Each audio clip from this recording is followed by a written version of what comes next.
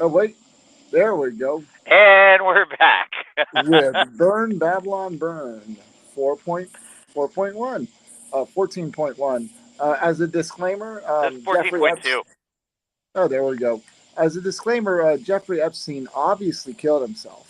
I'm very sorry for my infraction earlier that caused the power to go out and destroy the broadcast. But I have to say, Jeffrey Epstein obviously killed himself. Hillary Clinton should rightfully have been our 45th president. It was obviously Russian collusion, and and and the frogs are not turning gay. That's why I got this Save the Frogs hat. The frogs have been saved. And by the way, Infowars store. Alex Jones lost a lot of money recently, so it's not just the $4.1 million settlement. He has to pay lawyers, lawyers that accidentally end up sending his entire phone records to his enemy lawyer. But I have to wonder if that was a setup. But I mean, because the case turned out to be what I would say is favorable for Alex, we're not going to assume that his lawyer was in on messing things up. It was just a mistake, a terrible mistake, but it was a mistake. Um, but yeah, we really did. Well, I did talk about Alex quite a bit. It's just Alex is kind of he's near and dear as far as my shaping and finding the information that I've got at this point. If it wasn't for Alex, I would have never gone in those rabbit holes. I would have never done the things, and I might have been dumb enough to inject myself with the shots that are causing heart attacks and infertility right now. So I'm really glad that I didn't do that. And that's what's amazing about what one person's impact can have. I think Alex was one of the early guys that I got in on.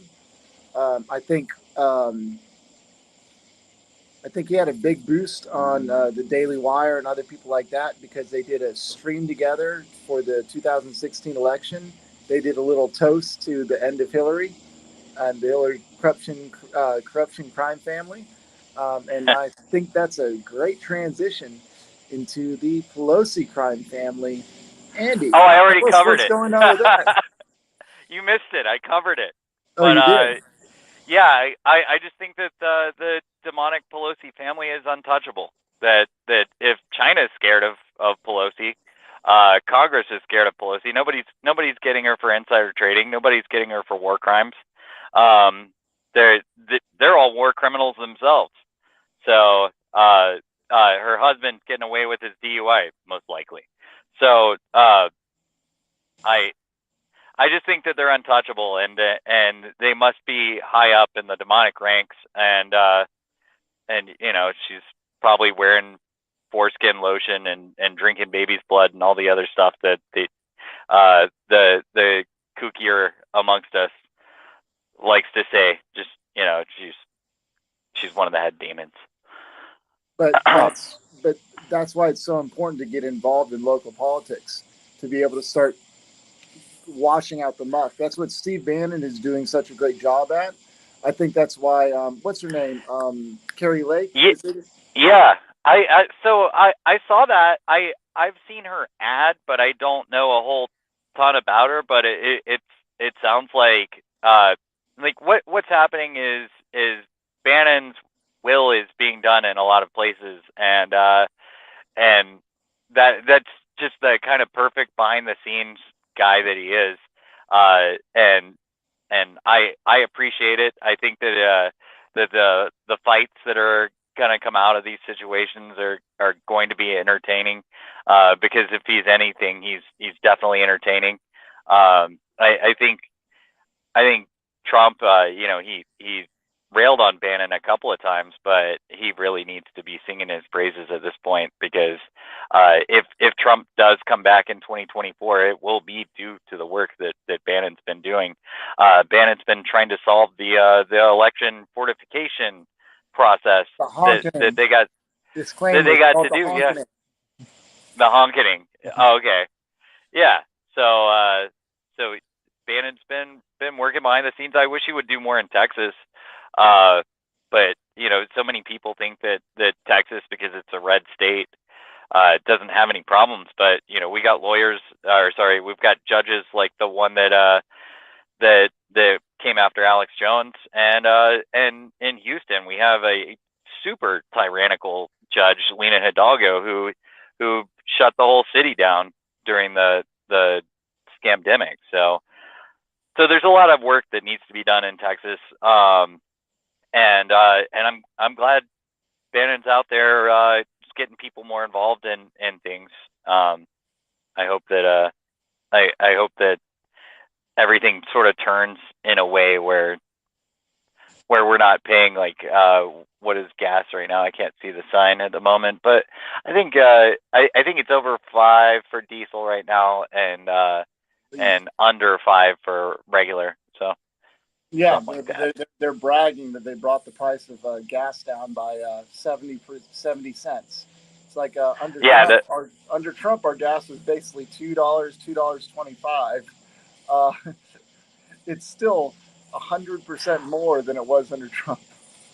Well, and here's the thing: is that the way they did it was not like, so. What Trump did was he bought a whole bunch of surplus oil from Russia, and the way that we're doing it is we're selling our strategic oil reserves to temporarily band-aid this situation until after midterms, and then whenever you want gas, you can sell your body or whatever you have to do to get it.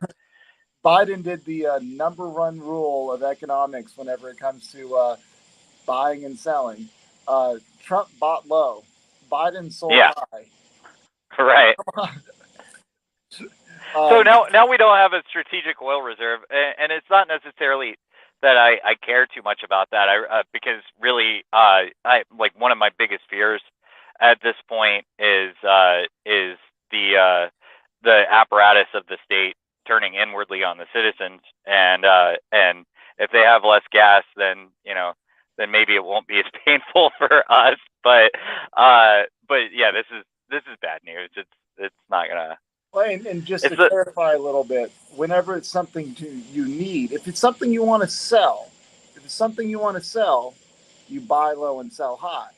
If it's something you need, you don't sell when it's at the highest point. You keep it. Well, I mean, we've covered this. Really, the biggest problem of this situation is that they told the oil companies that we're going to put you out of business in a few years, and so they have no incentive to try to ramp up production by building new refineries or anything like that.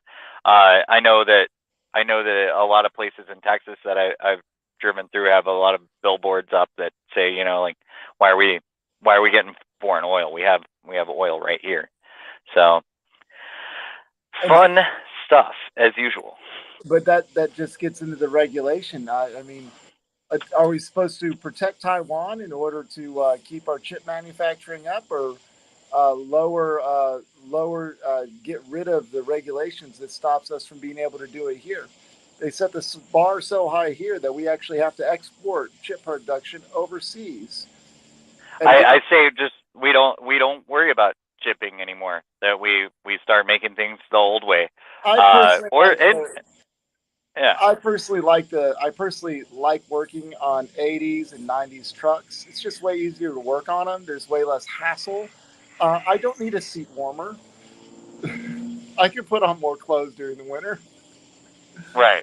I would like to get to that point personally. Maybe we just need to get rid of the chips entirely. Yeah, get rid of chips entirely, but it is good that we're going to try to start making our own chips. Anything that brings business back to the United States is a good thing. But yeah. As far as Taiwan goes, though, and whatever happens to them, I don't think that there's anything we can do to stop China, and that's fine with me. I don't want us to get involved in a war with China. I know that a lot of Republicans do, but I think that is the biggest, dumbest, craziest idea that you can possibly have? Well, in my opinion, it's very simple. If we want to stay um, in the police state mentality, sell them a lot of weapons. It's not that hard. We've got the weapons. We can wrap up production. It's the only thing, partially because of Trump, that we still have is weapon manufacturing in the states. So if we want to keep Taiwan safe and free, sell them a lot of weapons, but also pressure them to create a constitution that has a Second Amendment in it, so that Well, everybody's armed.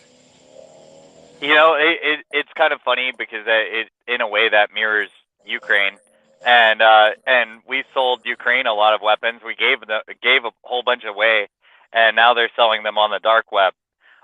In fact, like that's a really interesting thing about that they're going to try a prison trade to get this Brittany Griner Okay. girl out of Russia.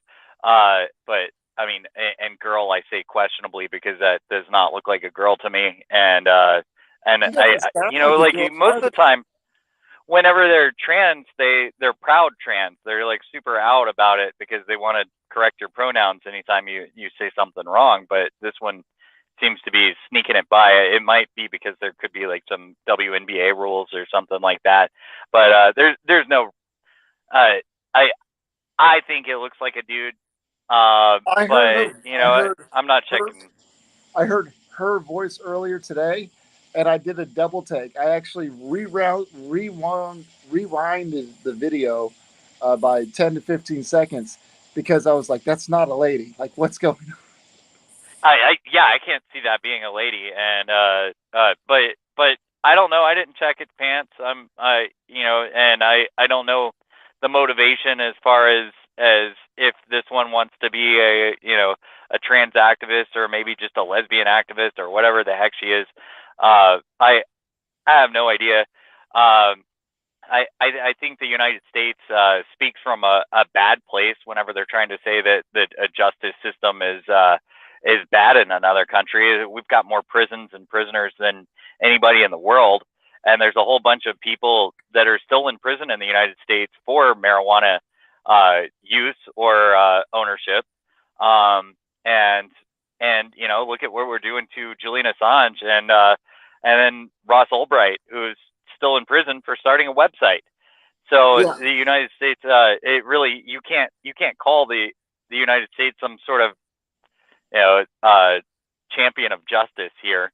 But if we're gonna trade Brittany Griner for Victor Boot is the guy that the Lords of War movie was based off of. Oh, really? I didn't know that. Yeah. I knew he was Messenger of Death or whatever, but I didn't know it was the same guy. So here's the thing: is like I think they want Victor Boot out, and I don't think it's just Russia that wants Boot out. I think the United States wants Boot out, and I think the Ukraine wants Boot out. The reason why they want Boot out is so that he can help launder all these weapons that the United States has been giving the Ukraine, and that's how corrupt I think the system is at this point. Right, but that's partially my point. Is you can't uncorrupt the system unless you remove the rules. So we've got so many rules and regulations stopping local development of business, properties, housing, logging up in the western United States, etc. There's so many rules and regulations that are stopping it. We're exporting everything overseas. If we keep on voting in the politicians that allow for these regulations to stand strong, then we have to accept that we have to be a police state in order to make sure the rest of the world doesn't go into chaos. Or we can remove the rules and restrictions and get back to where we should be, which is we could be completely self-sustained. We have almost everything we need in the world on this continent. And it's because we regulate ourselves out of production here that we have to go over there. I mean, we became an empire after World War II. All the other empires fell because the wars were happening in their country, while the United States didn't have any wars on its own soil, unless you count Hawaii. But for the most part, we didn't get destroyed after that war, and so we became an empire after that, and it's the biggest, most corrupt empire of all time. And empires, when they fall hard and they fall fast. And I mean, we're looking at something that I feel like is the end. You know, like we're in a decline here, in a way of getting replaced by China, and But the thing is, China's going to fall faster. They have to. China has to sustain something like a 5.8 GDP growth in order to survive, and they're falling below that right now. They're having. but they're willing They're to cheat having. in every way to fudge the numbers however they need to. So they can They inflate can, their money. They but can. there's it's still there. It's a paper tiger on the verge of collapsing. In America, I don't care what people say. There is something about the genes of people that come here. People came here to build and create. Everybody that immigrated here, even the slaves that survived, fighting their, working their ass off to get through, they were fighters in order to get through and produce and survive. There's something about this country that, and it's partially due to the founding fathers and the Constitution, that there's something in there that we actually have a structure. Whereas in other countries, there's not, like in most other countries that are the same age, or well, almost no country has a constitution. No country. Ours is the oldest standing constitution. Ours is the oldest standing form of government in the world at the moment. It's a well-written document. It's something that we can stand on if we get back to it. The thing is we've gotten away from it for the last 70 years. It's We've something especially gotten away from it recently. I mean, like people are eating accelerated. garbage and staring at TikTok videos all day, and whenever Fauci says mask up, they put the mask up, and whenever Fauci says inject yourself, they inject themselves. I mean, everything that you see in the news is pretty much a lie at this point. They're they're taking away. They're getting rid of our ability to feed ourselves. I saw several stories on Ice Age Farmer this week where they're shutting down different food plants. There was a huge situation recently in Texas where a bunch of ranchers ended up selling their livestock early because they feel like they're in danger. Now, we're getting taken over, and most people can't even see it. What the whole goal is control the food, control the people, and we can see it transparently. Last week I ranted about these psychopaths that want us to drink cockroach milk. Like this is scary. Really, it is. I mean, like we're looking at a whole lot of doom heading our way. But what's the counterattack? The counterattack right now, because it's the localized, like, which is what we talk about. But I mean, I'm not localizing in this truck. I'm in Idaho right now. Yeah, but I mean, Trump coming out and saying that he's wanting to fire 50,000 government employees, get rid of the bureaucracy. Ron DeSantis coming out and saying that getting rid of that AG, that George Soros plant. Those are fights back. We just saw Biden expand the IRS, and yeah. now the IRS is completely stocked with weapons, and that's pretty sketchy, isn't it? That now it's not just the feds you have to worry about showing up at your door. It's like the IRS is one of the most armed institutions in the country. That's pretty scary. It's also something that I feel like that type of thing is something that we just need to bring to the attention of. If it gets highlighted, there will be pushback against it, and that's part of my train of thought is making sure that these topics are highlighted and brought into the light. Truth is the best disinfectant, and we're going to see major pushback as long as we continue to bring this into the light. That's why Trump, like just like you were talking about Alex Jones, he pushed so many people. I would never figured out everything I've learned if it wasn't for Alex Jones. Right. He's not my favorite guy. I love Alex Jones in interviews, but I never go out of my way to watch Alex Jones's broadcasts. It's One of just my favorite Alex Jones interviews. Check it out when you get a chance. He was on with Andrew Schultz on the Flagrant 2, and man, Alex Jones gets so loaded, and it is hilarious. Just and he the whole time he's just going off. Like he's like, well, I don't cover this stuff on my show because I try to cover news and things like that. But he's going off about CERN summoning demons and all kinds of crazy stuff. It's awesome, just I amazing stuff. I think I have two favorites, and I can't decide which one. It was either Alex Jones on Louder with Crowder, or it was Alex Jones on Joe Rogan. I can't decide which one is my favorite, but those were epic. Yeah. Oh, yeah. They took that one off of Oh YouTube yeah, really that's right. fast too. Yeah. For whatever he Um. did in Spotify, they did take that one off. They took the Milo one Yep. off, and I think they took a Michael Malice one off as well. Yeah. So, I think people see that. I think that's one of the cool things that's shaking out of the situation is people are seeing that there's all of this censorship and this attempt to control the narrative, but they're losing. And Well, that's what's going to be so interesting about with Scott Adams, the creator of Dilbert, him pushing for the.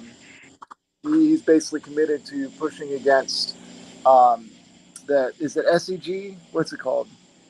ESG. ESG. Not Alex Jones. Scott Adams, the creator of Dilbert, totally highly suggest listening to Scott Adams.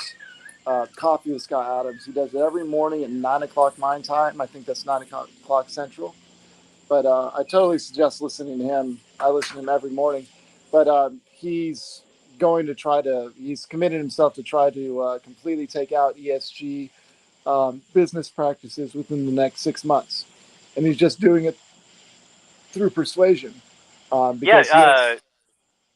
Glenn Beck's been on the ESG thing a lot lately too, and of course, of course, there's Alex, but there's some really solid people in the libertarian camp as far as Liberty Lockdown covers ESG quite often, and so does Tommy Salmons or Salmons. I think you pronounce the L when you're saying Tommy Salmons. But Year Zero podcast covers ESG extremely well.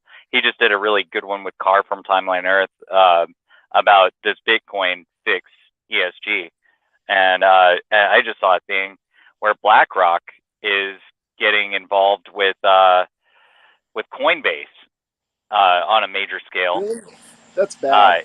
It's really bad. Yeah, that's really bad. And the thing is, I wonder about Bitcoin because, okay, so you got the Bitcoin, nobody can touch it. I've got this, I've got a cold storage that I keep my Bitcoin in. No one can do anything with it because I physically control it.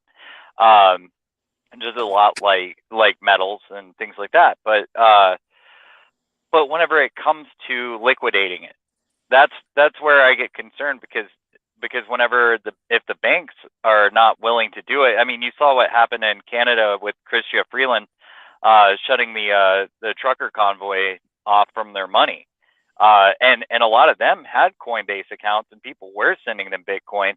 It wasn't just GoFundMe, which is an extremely hostile organization to anything that's conservative or populist. But yeah, so there's all these avenues. They're going to try everything they can to stop us. And the big thing that they control about us is the money, and but yes, but there's also the pushback. So with the pushback, right. Tim Pool is no longer accepting donations or subscribers that use PayPal. They've stopped using PayPal. If you're already subscribed to them using PayPal, they're keeping that on, but they're no longer accepting new people.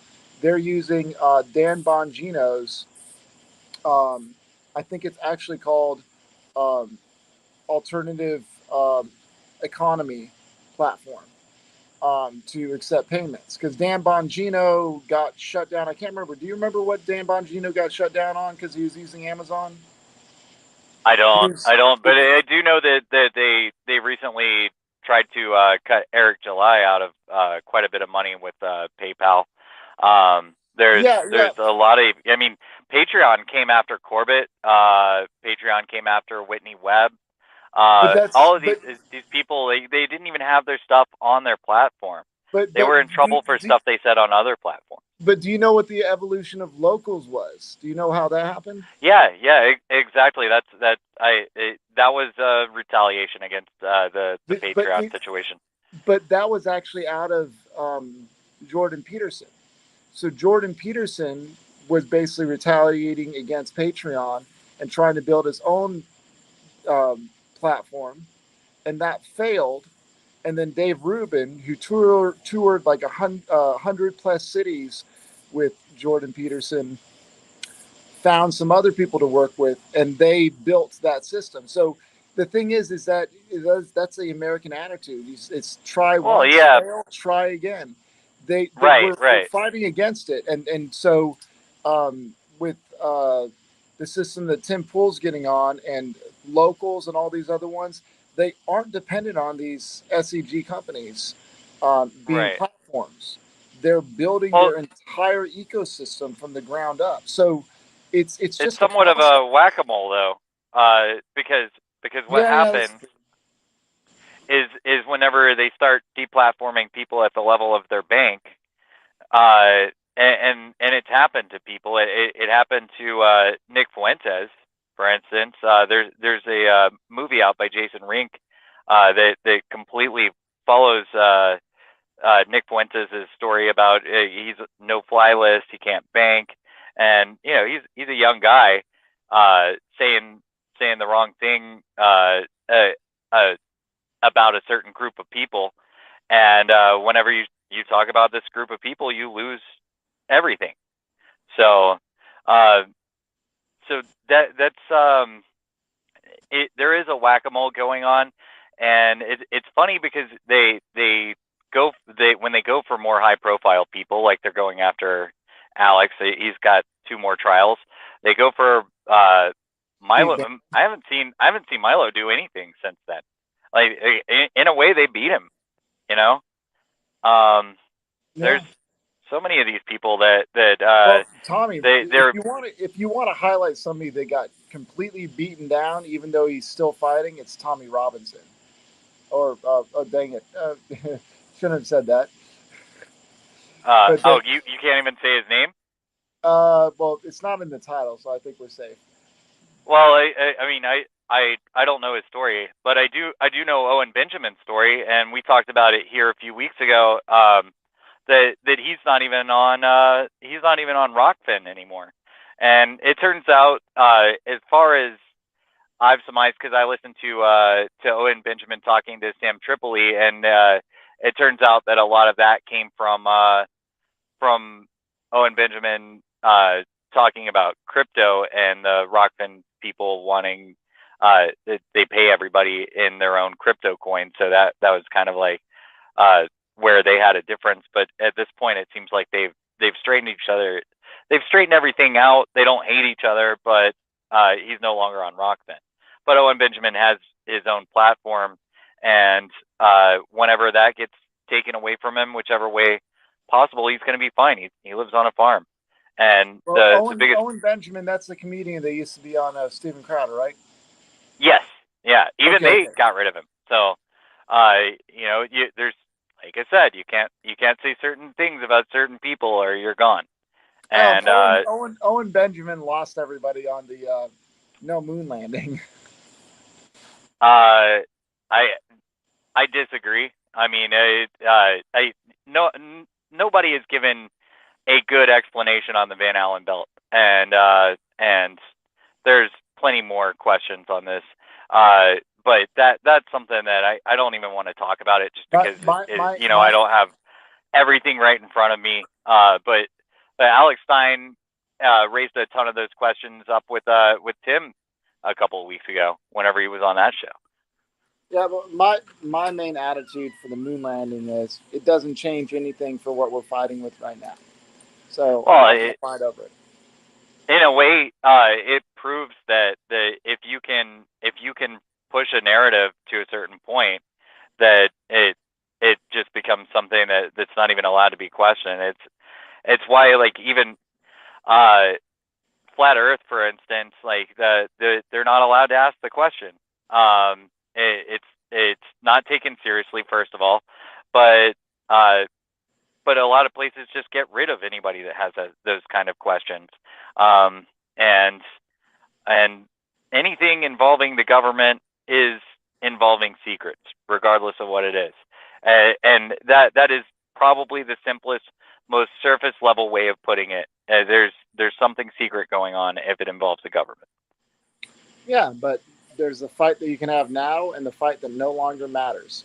So I'm not going to fight with. Well, I understand picking your battles. So that's my attitude towards it. That's why I don't dive in deep about that one. But that's also why I don't think people should dive in deep about that one, because you're not going to win any points if you completely prove it.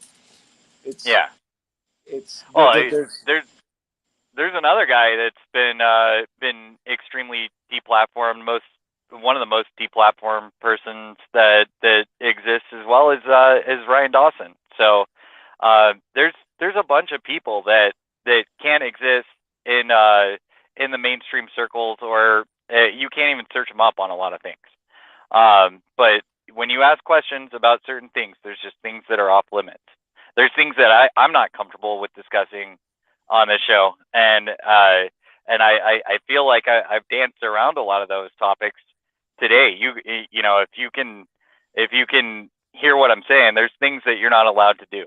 It's just, I feel comfortable at this point telling everybody that the vaccines are garbage and that they're probably going to end up killing a lot of people. I feel comfortable saying that at this point.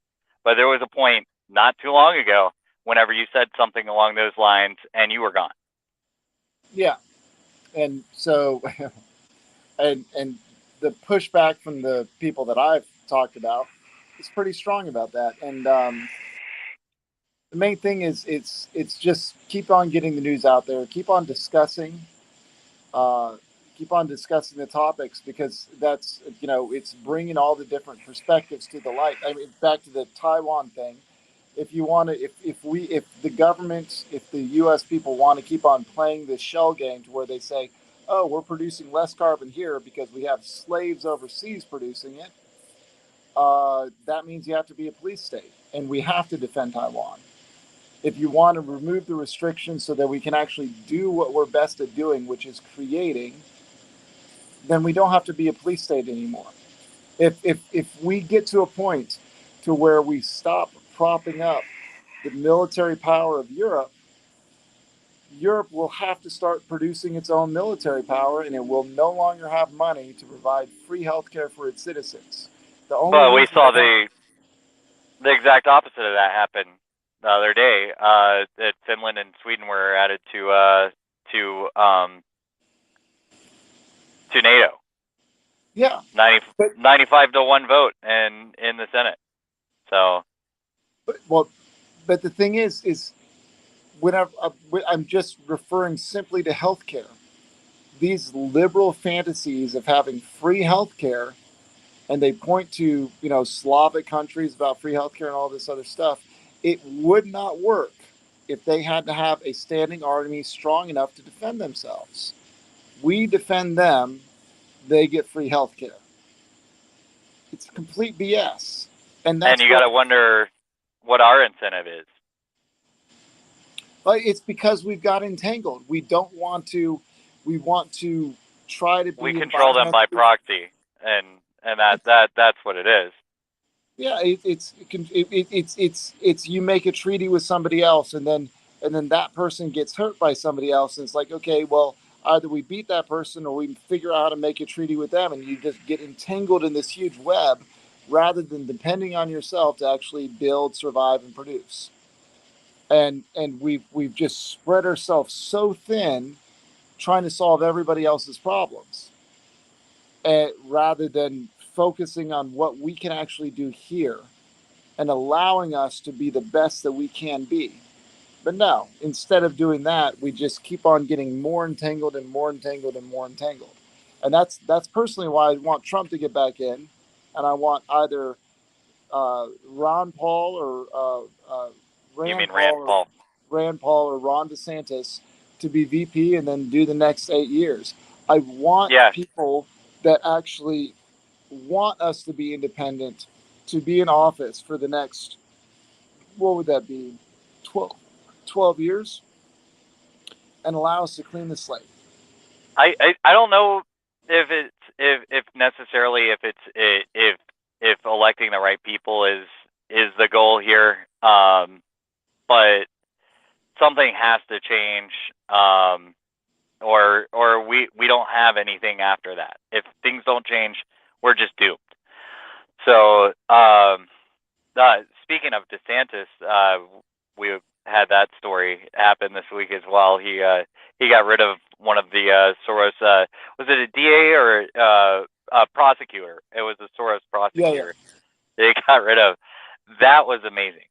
And we do need more Ron DeSantis's that are going to do things like that. He's he's not exactly doing the thing that most people like because it's uncomfortable, but he's doing the thing that needs to be done in order to get the country back. Yeah, and it's fascinating watching him learn from Trump on how to do announcements, even how he talks. But he designed it as a big announcement. People were like, "Oh, he's going to announce he's running for president," all this other stuff. And his big announcement was, "I'm firing a George Soros appointed DA." and he Funded. took, Yeah, George Soros didn't appoint him; he funded him. but yeah, but But that's you yeah, get what I'm saying, though, right? right. Yeah, But it was amazing how he actually he was like Trump. He soaked up the media energy. All the media was behind it. Oh, he does it DeSantis way is, better than Trump does because you have a stronger air of intelligence from DeSantis. Trump Trump was a TV show guy for so long that you kind of see him as a clown. but that's But also DeSantis he's respectable. but And in my opinion, that's also because they painted him as a clown for so long and so hard. And whenever somebody sees that first act, it's like, well, you could say it's like Bannon with Alex Jones. It's almost like Bannon learned something from Alex Jones and took on and recognized Alex Jones's mistakes and took on the best aspects of it. And you can see that in a lot of different people that are becoming the new mainstream, is that they're refining because they're learning from the people that blaze the trail. So like I said, I respect Alex Jones for blazing the trail, but I like watching his interviews. I don't like watching his broadcasts. But then again, that's because he was the one that actually did the blazing of the trail. Same thing with what's his name? Trump gave him the Medal of Honor or Freedom. He died. Guy with the implant in his head. implant in his head. Um, Sorry, I don't know this one. no. Rusich. Um, dang it. So go ahead and describe the situation, just because I can't help you No, here. I was. Yeah, no. Rush. Um, Bill Rush Oh, came out. Limbaugh. Okay. Rush Limbaugh. There we go. Okay. Rush Yeah. Limbaugh was blazing the trail for so long, but you could see all the mistakes he made. But he laid out the platform for all the people that are actually pushing the news out there now to actually do. And it's you know, like you see, oh yeah, that person made tons of mistakes. You know, you can say that about Alex Jones, but you can also say we would not be anywhere near where we are without somebody like him having tried it first. And that's what's so Right. important. Well, funny you mentioned both of those guys because I used to work in radio, and so I was on the board for most of the day during the Rush Limbaugh show, Oh, really? and yeah, and so this was during the height of my Alex Jones fandom, and I had this fantasy. I never got to do it, and I think that I was trying to figure out if maybe I would get in legal trouble for it, but I just wanted to get a really good, concise Alex Jones and cut the Limbaugh broadcast, put Alex Jones on just to wake the conservatives up, because at the time they were the worst. At that time that was the Bush days, and they wanted to go to war with everyone. They wanted to turn the Middle East into glass or whatever ridiculous everything that you could possibly imagine, ridiculous war hawkishness, and they were cheerleading every single war thing that you could possibly do. That's the thing that I like most about Trump, is that he's not he's not into these foreign entanglements, and that's the direction that I would even that I would even humor supporting one of the two major parties, because they've betrayed me my whole life, both of them, and equally bad until Trump came along. And so it's cool that there's that, but I also understand that there's a lot of surface level veneers on Trump, that you can see these things that look good, but in reality you don't actually see them happening. And he's backed off on supporting those vaccines, but they wouldn't have been able to do it without him. And he could have gotten rid of Fauci. It might have cost him a lot. He could have pardoned the January 6th people. It would have cost him a lot, but he doesn't put himself out there whenever something's going to cost him. Well, It seems like. one thing I like that Scott Adams points out is it's a bad idea to try to judge leaders during the fog of war. During the fog of war, and COVID basically was a war. During the fog of war, you can't judge people in hindsight. You didn't know how fast it was going to spread. You didn't know how bad it was, etc. And so things got put in motion, and the politicians on the Democratic side did a really good job of boxing Trump in. That was their January 6th. Not January 6th. They drilled that so into my head. That was their November surprise. Was COVID. That it was they saw an opportunity and they ran with it, and Yeah, they did a really effing good job of exploiting it for every single inch that they could. And they took a lot of liberties away from us in the they're still meantime. milking it. They're still milking it Yeah, somehow, and no one cares. Everybody's like gas is really expensive right now. We don't care, and they're like, no, we're gonna make you watch more and more January 6th junk, and no one cares. No one thinks that any of those guys could have done anything, regardless if they were successful. And uh, the whole situation was a major psyop, and but those people should not be going through what they're going through. I listened to an interview with Ashley Babbitt's husband, and man, I was like, I teared up, and I don't do that. That is a sad story. They murdered that woman.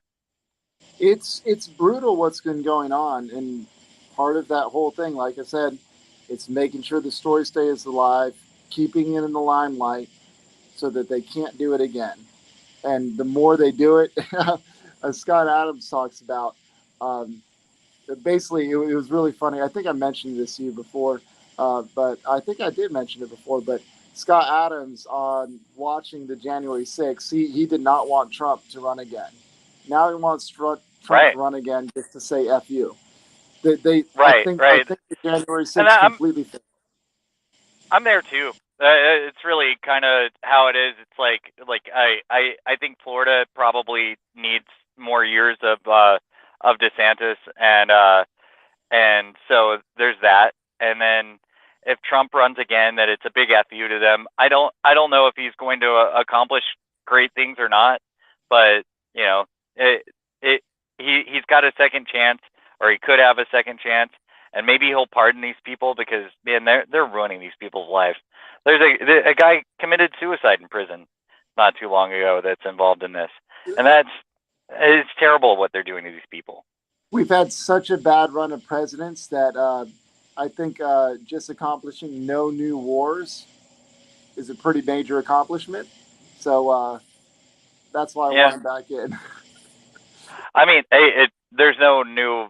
Yeah, I was just talking to a friend about that. Is that why we're in a perpetual state of war, and that um, yeah, it's been a mess. But It's I greedy, think we should wrap it. well, I'll just say this: greedy, unskilled people trying to make more money. Yeah, I want a greedy person that's very skilled back in office. Trump was able to make billions of dollars out of office, and he doesn't need to make that money by being in office. And that's what sets him apart. I prefer to have a billionaire run the country because that guy doesn't need to grease anybody's palms. He already has all the money he needs. I suppose. But I mean, Rico. you got a lot of things that happen with that. You know, he had several bankruptcies before that. He was, he had a lot of money that he started off with, but at the same time, I like his rhetoric more than I like him. But as a character, and the fact that it would just drive the people that I don't like the most crazy. Yeah, I suppose I welcome him back. Big middle finger to the system. That's what we want. It I could be a prefer. trap, though. I mean, I'm seeing a trap as well. One of the biggest traps is that whenever the news finally does start to report that these heart attacks are not from taking long cold showers or too many naps or whatever that they've been trying to say that these heart attacks are from. And yeah, there's been plenty of stories about that. One of them that came out of England was too much caffeine. Is the reason why heart attacks have spiked. Apparently, 2021, there was more deaths in this country than there ever has been. So whenever that information starts getting out there about the vaccines, I think they might be able to scapegoat him, and so be prepared for that because that's probably coming too. Well, the scapegoat is under Trump. The scapegoat would be it's China's fault. We need to take them to task, freeze them out, Yeah, freeze their economy, and by within 2 years, I fully think that China's economy is going to be in free fall.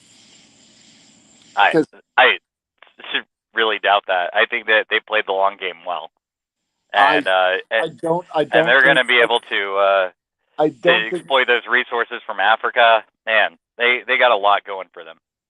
that I don't think an authoritarian regime can last longer than 25 to 30 years. I mean, history proves that wrong, but Well, I guess I could word it a little bit differently, but it's communism is a pyramid scheme. There's nothing new created. There's just wealth redistributed, and they're coming to. I fully think they're coming to the end of their pyramid scheme, unless they can just keep taking money from us. yeah, If we cut uh, them off, they fall.